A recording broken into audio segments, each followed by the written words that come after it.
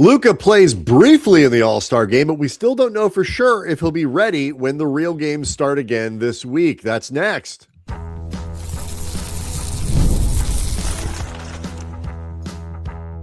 You are Locked On Lakers, your daily Los Angeles Lakers podcast, part of the Locked On Podcast Network, your team every day.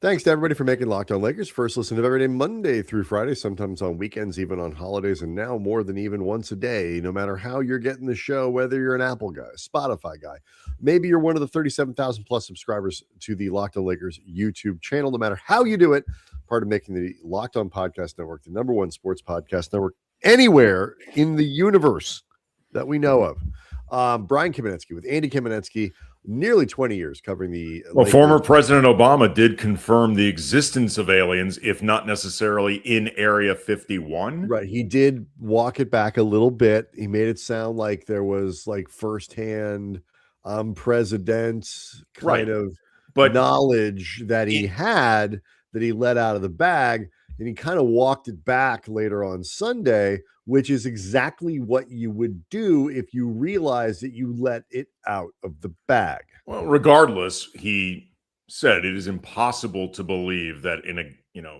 a universe this large that we are the only living beings amongst us, and at least some of those people have to be listening to podcasts, but we're still bigger than them.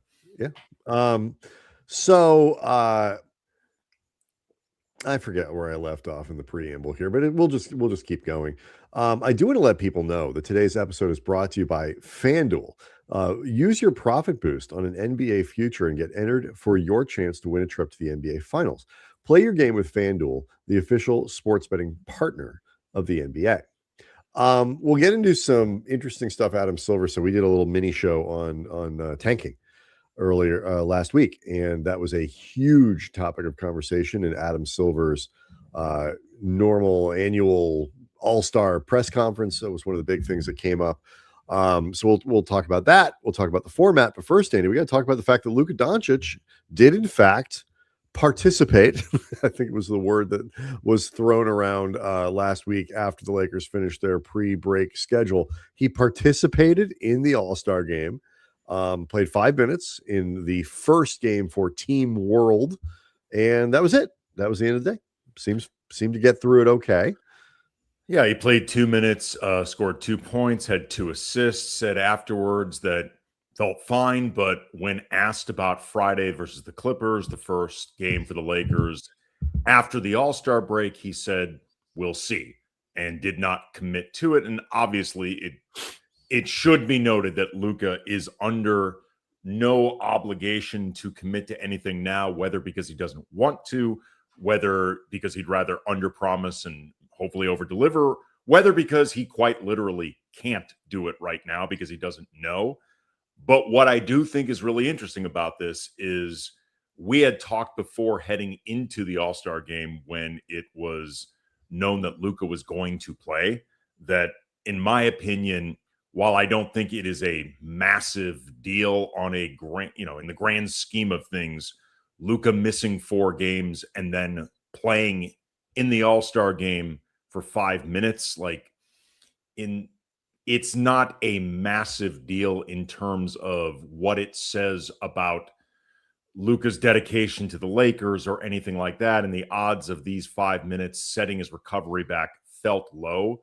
That being said, though, if he misses 4 straight games, plays 5 minutes in this thing, and then doesn't play on Friday, I can promise there are going to be some pissed off Laker fans. And there probably will be, but I think those fans would be kind of off for the reasons that you're talking about. Do you, I mean, you're making a face at me. Do you think that playing 5 minutes in the All-Star game set his recovery back in the slightest? No, I don't. There's no reason. I don't know, and you don't know. I'm saying optically, it is a bad look. I am one. I'm not. I am not. I'm not debating the optics. I'm debating whether those people who would be mad about it are wrong, and I think they are. No, I don't think they're wrong. I think they are correct because their first and foremost investment is with this team, and I understand why they would be bothered by Luka not playing in those 4 games than playing 5 minutes in the All-Star game and still not being ready for Friday when the real action begins. And this team desperately needs to get everyone on track. Whether there's a causation or not, I understand why they would feel like, dude, skip this thing. I am saying their anger, their future anger, would be misplaced because they're, I understand why they would be. But to me, if you go back and watch the 5 minutes that Luka played, at no point, I'm not even totally sure he ever ran. So like he sprinted up, he jogged at least to get up ahead of that layup that he scored. I mean, he was leading the transition. Right. And he was doing warm-ups on the floor before Thursday's game, when the Lakers last game, ahead of the, a lot of stuff. Like, he wasn't doing anything that he hasn't done already as part of his rehab process. Again, I'm talking about the optics of it. The optics My suck, point man. is, the people who are hung up on the optics of it, as if playing in the game is the reason that he isn't, potentially ready to play Friday. I can understand why they would think that, and I would tell them they're wrong. I hope that he can play Friday, because I hope he can play Friday. So but playing in the All-Star game will have nothing to do with that whatsoever. I am not saying that you're saying it is. I'm responding to the idea that these people would legitimately have a reason to be upset with Luka for anything other than, I guess, not appearing to be serious enough to your commitments to the Lakers, which I think is way off base. Okay. And I think when you consider how Luka feels about his other obligations to fans, to the league, to fans both domestically and internationally, I see nothing wrong with him playing until I see some sort of evidence that Luka was legitimately risking his recovery to participate in this game. I don't think there's any real reason to get upset about it, even if he doesn't play Friday. Because he wouldn't have played Friday anyway. I'm talking about the optics of it. Sometimes you have to tell people your reading of the optics are wrong, and that's what I'm saying. Okay. Sometimes things are about more than optics. That's fine, but I understand what you're saying in terms of sometimes things are about more than optics, but I also feel like if I had to guess, the majority of Luka fans would be more concerned about his availability for the Lakers than they would for 5 minutes of an All-Star game. So I understand again, I am not saying that I think the 5 minutes that he played in this game will have set him back. And ultimately, neither one of us will ever know for certain regardless. I mean, neither one of us is actually going to know. But were I to guess, I would guess one had nothing to do with the other. I just feel like if you aren't ready to play in the regular season games, you are better off for yourself just sitting out the All-Star game. But regardless, He will hopefully be available. And if I had to guess, I would think he is going to be available, because I would guess that everybody is wise enough to realize if there really is a chance he won't be, it really doesn't make much sense for him to do this thing at all. Well, that I would agree with. I mean, also too, like, it's got to be part of your normal path back, your rehab path. Yes. Like, again, like this is, sort of playing at, semi walkthrough shoot around speeds, on a day like this. Well, I don't even think, and we'll get into the way guys played and all that kind of stuff, which, generally I think was pretty well received. It still wasn't what I think you would call anything close to the amount of output that you'd have to put in for an NBA game or a playoff game or a preseason game or even a hard practice. So we'll see. I mean, LeBron played 3 games or 2 games. I forget. Because his team old timers, they got to the finals of this round robin thing. The old timers. So LeBron was busy. Yeah, Team Stripes played 3 games. Him and Kawhi and Durant and even a guy like Brandon Ingram now qualifies as an old timer. Yeah. So and they look good. It was, LeBron played just fine. Yeah. His team stripes got waxed in the final, but LeBron Well, statistically I think Team Stripes was tired by then. Again, it was all the old guys. We'll talk here in a second. We'll take a break and we'll come But back. LeBron did, all joking aside, LeBron actually did have a nice showing. Yeah. I thought he put on a pretty good show for the fans. And he tried very hard to stay off his feet in between Thursday's game and appearing in this one. So we'll break down what it looked like and we'll get into some of those tanking comments next.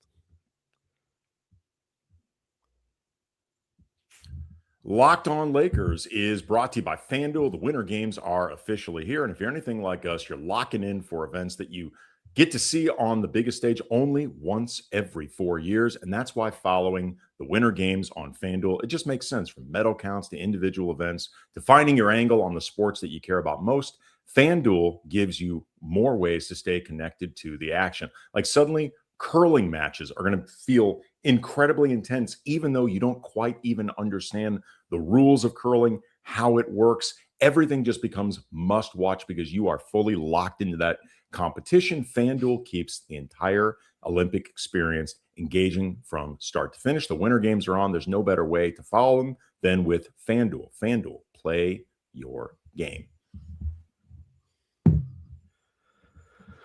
All right. So the other thing, Andy, that was getting everybody's attention was the revamped format, because people are very concerned about how hard everybody plays. So we want to bring a little bit of intensity back to the All-Star game, like it was back when we were kids and men were men, and All-Star games were intense, gladiatorial, fights to the death. Well, every single All-Star game, at least once one All-Star died during competition. Which, very looking back on it, was not a great way to promote the stars, but it was exciting. It was exciting. But that in memoriam segment that they play at halftime really hits, because they would execute the lowest scoring All-Star every time. Which, again, I don't know if it's the best way to promote your All-Stars or promote your game, but it is exciting. And it was a dark moment because you had to watch. It really was must-see TV. Audiences were not ready for a beheading, it turned out. But anyway, it got everyone's attention. Oh yeah.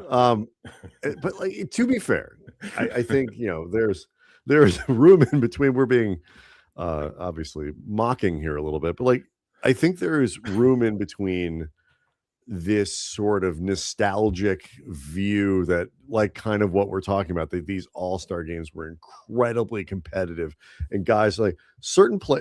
I think there was an era where the games were more important to the players than they are now. There's no question about that. But usually the cliche had always been it was nothing for three quarters, and then everybody would try in the fourth.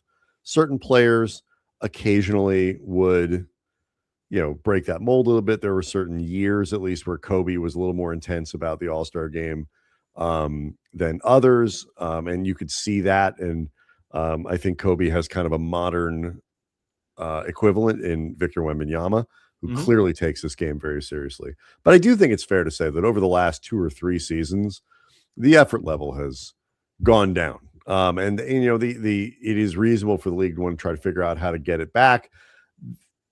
I don't think it's never going to be what people at least think that it was, but I do think, I wasn't paying hyper close attention to this, but I think the format worked. Yeah. I think, it was enough changing up of stuff.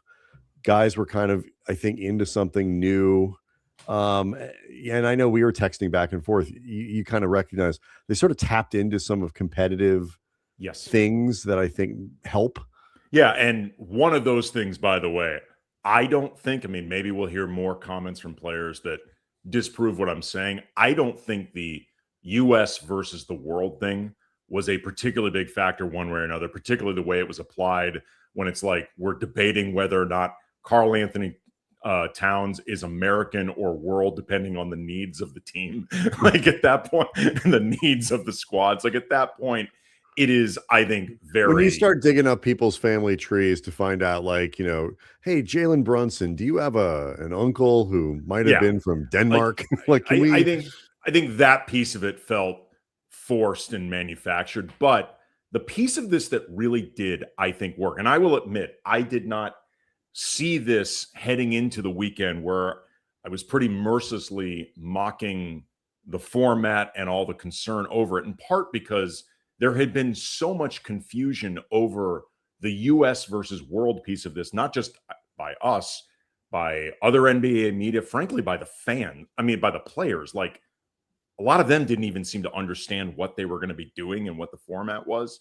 The idea that these squads would be eliminating each other and that there was a last man standing format, that is something that we've seen, like with the NBA Cup recently. As much as people talk about the money being a motivating factor, and it is, players cop to this.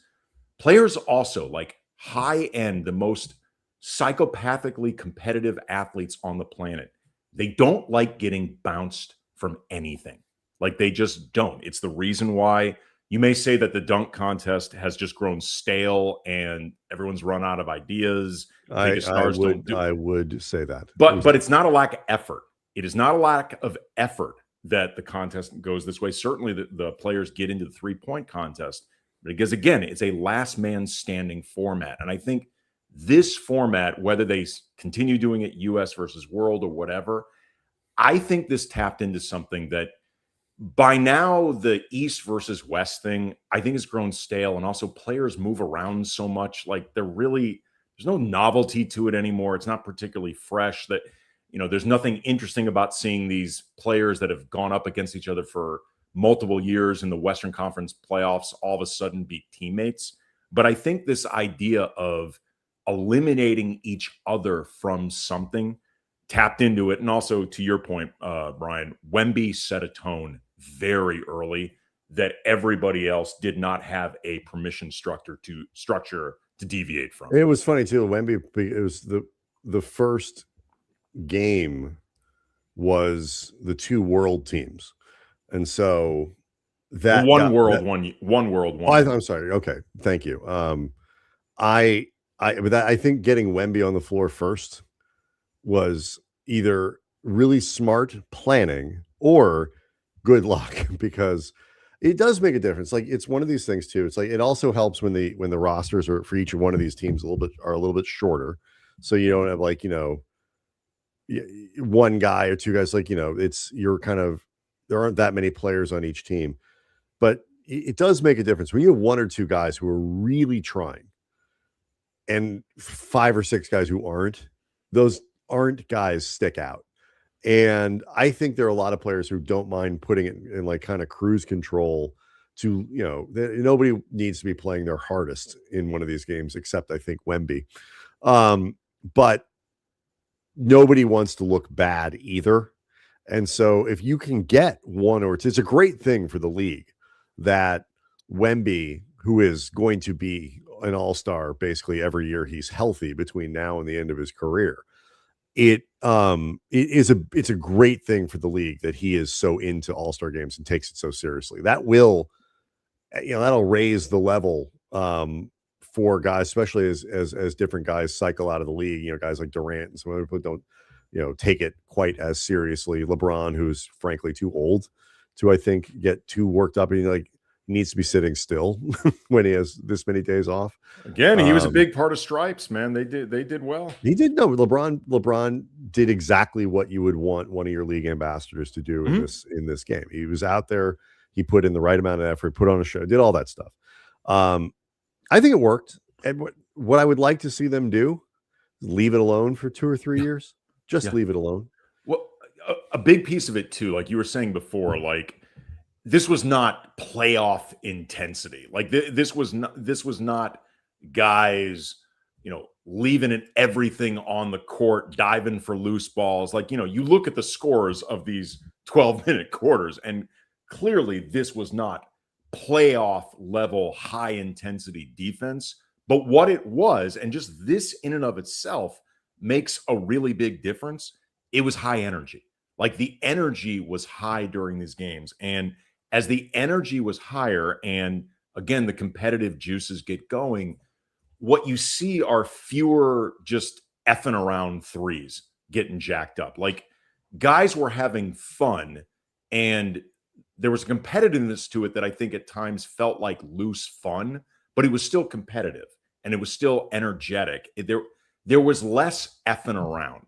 And I think that, like you said at the top of this conversation, people remember the All-Star games from the 90s and the early 2000s as way more sickly intense than they were. You and I attended a few of these. They were not, but the energy was higher. And as long as the energy is high and guys seem, invested enough to want to win, and I think this format change raised that investment.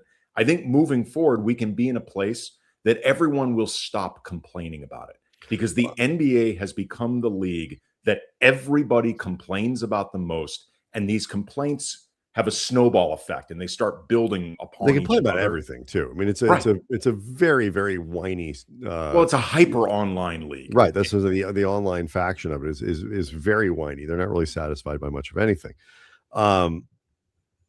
It's just the game. There's certain things about it the game will never mean what it meant in the 60s, 70s, 80s, stuff like that, because the world is just too different now. It just is. Certain things that made All-Star games significant just don't apply anymore. But it is in the league's interest to make this weekend good. It is a showcase weekend. I think it helps too. It's like, do fewer things during the game that aren't the game. Let's not stop every 15 minutes for a concert or stuff like they've tried stuff like this before. I felt like the pacing of the afternoon was better. It was just a basketball game followed by a different basketball game, followed by another one. And there wasn't any sort of stopping to do dumb things. So even when they were players would want to take it seriously, you're trying to get worked up over something, and then you have a 5-minute stop so Reggie Miller can juggle bowling pins with someone. It just doesn't make any sense. Adam Silver said some really interesting stuff about tanking, and finally Andy got to what I think is the only thing that actually could address the tanking question in the NBA, and I'll tell you what it is next.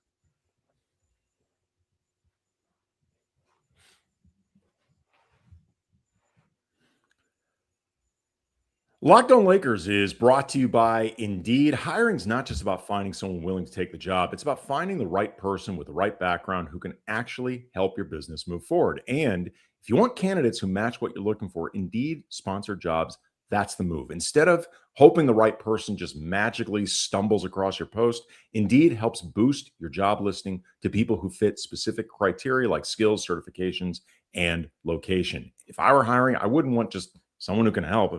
That's anybody. I'd want someone with real experience who can jump right in. Here's a stat that says it all. The minute that I've been talking, companies like yours have made 27 hires on Indeed, according to Indeed data worldwide. So if you're hiring, spend less time searching and more time interviewing candidates who check all the boxes with Indeed sponsored jobs. Listeners of the show will get a $75 sponsored job credit to help get your job the premium status it deserves at Indeed.com/podcast. That's Indeed.com/podcast. Terms and conditions apply. Hiring, do it the right way with Indeed.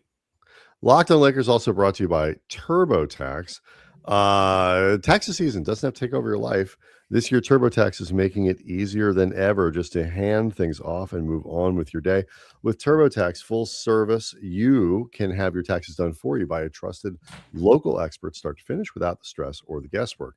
Instead of spending hours trying to figure out your forms, you can meet with a local TurboTax expert in person or connect online. It's a huge time saver. It gives real peace of mind knowing that an expert is handling it, because you probably shouldn't be. For a limited time, you can have your taxes done by a local TurboTax expert for just $150 all in if a TurboTax expert didn't file for you last year. So to just do all this by February 28th. You still got a couple weeks to get that done. Take taxes off your plate. Get back to your life. Visit TurboTax.com/local to book your appointment today. quick reminder about the Everydayer Club. Great way to kind of level up your participation in the show. You can be part of the Discord chats, members only Discord chats, both for Locked On Lakers and around the league. You can join any show you want, really. You go to ours by going to lockedonlakers.supercast.com.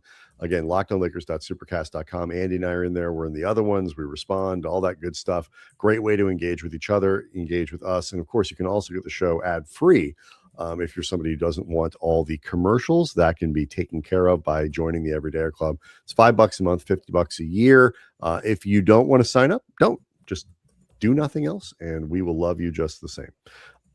Okay, so the NBA has a problem with tanking. I think this is legitimate. It is not just an optics problem, where it is a legitimate competitive balance problem, because it's bad for your fans for 2 or 3 or 4 or 5, 6 teams to quit trying to win games in December, in January. But that also has a really serious impact on the conference schedules and the conference seedings. Like, the Western Conference, super brutal, Andy. You shouldn't, the results of that playoff race shouldn't be based on how many times one team plays Utah or Washington or, Sacramento in March as opposed to November. And like that kind of stuff, it has a really serious impact. So Adam Silver was, I mean, I feel like the bulk of that conversation was really dedicated towards the tanking problem.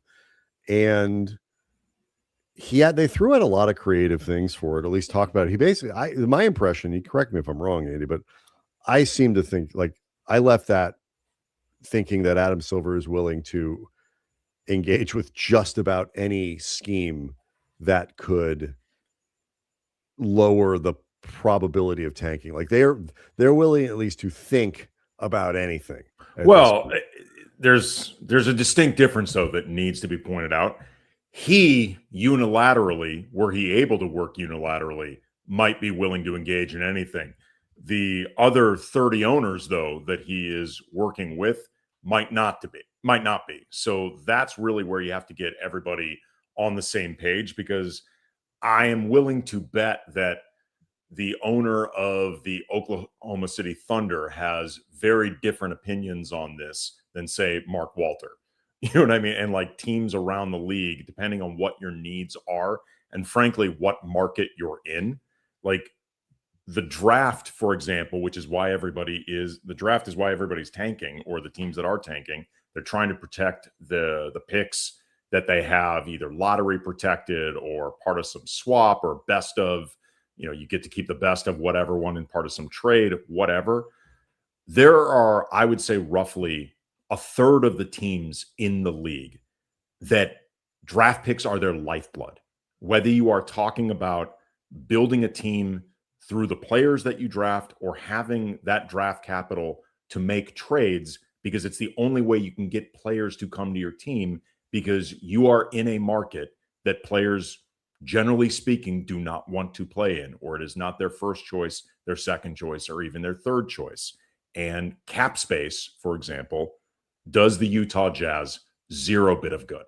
It saving their cap space, having a lot of cap space to make off, it doesn't matter. Like, that is not how they're going to build a team. And to Utah's credit, like, for example, they just traded for Jaren Jackson Jr., who has a not insignificant contract. Lauri Markkanen has a not insignificant contract. Everyone is expecting, I think the general expectation is, unless some other team offers an insane contract to restricted free agent Walker Kessler, they're going to keep him. Like, Utah's going to be spending, but they need draft picks one way or the other in a way that certain teams don't, in order to survive in this league. And if you're going to have them in the league at all, this is a very difficult obstacle to overcome. Like, these are the incentives that have been created by the draft structure in this league. That to me is where the most interesting thing came from Adam Silver, because, like, what people talk about this. Well, the NFL manages to do this, or the NHL, or the NBA, like the Major League Baseball. Like the NFL, the NHL has a lottery, but it's different. And all that kind of stuff. The NFL has no lottery and all this stuff. But like there is no sport in which your franchise is more dependent on access to players that are almost overwhelmingly taken in the top 5, if you want to be generous. I mean, you go look at the all-star rosters for the game that was played today. I am willing to bet 80% of them were taken in the top 10, or at least 75. 3 out of 4 of these all-stars were taken somewhere in the top 10. Probably half of them at least were taken in the top 5. And probably half of those were taken in the top 3. Like if you really want a transformational player, you need to be somewhere in the top, 6, 7, 8 players at if you're playing the odds. Right. At worst. And so that's not, football's different. Like you can go get the number 1 pick and get the best quarterback in the draft, but if your line sucks and you have a bad defense, well, it's like you're going to not only get that player killed, team's not going to win. If in baseball, nobody even knows who the number 1 pick is. Like half the time that guy never even seems to make the major leagues. NHL, different thing. Longer development system. You've got 4 lines of players and all this.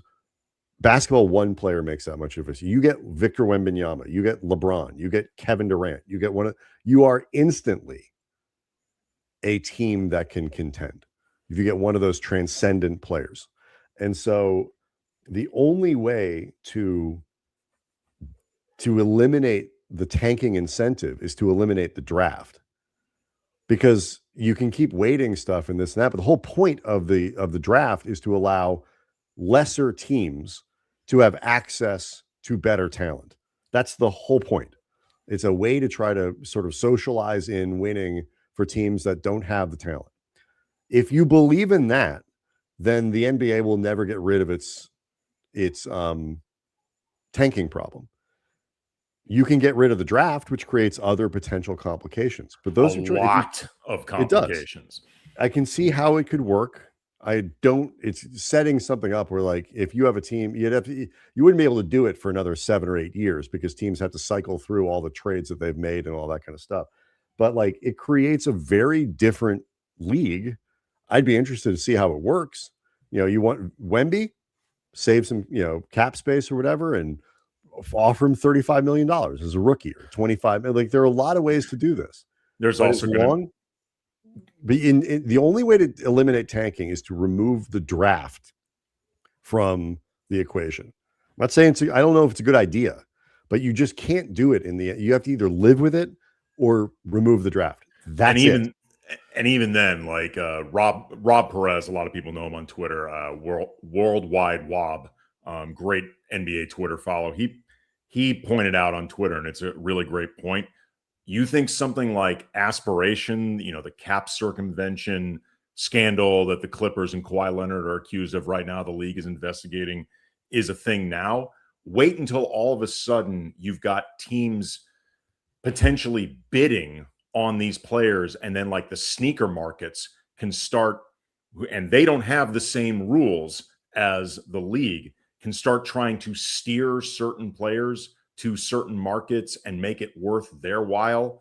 Take a little bit below market, we'll get you back on the back end. Like, there are a lot of different ways that all of a sudden this could just start reinforcing a system where the rich remain rich and everybody else struggles. Yeah, I mean, well-run teams, like, picking the right guys. All right, there's just it's hard. Like, it's in some ways, I forget, somebody else pointed this out. I believe this probably, but I saw it recently. Like, you're almost better off having a Dalton Connect in some ways than a guy who's like kind of good, but you sort of like, you see the potential there, but then you have to give him $30 million to keep him and find out.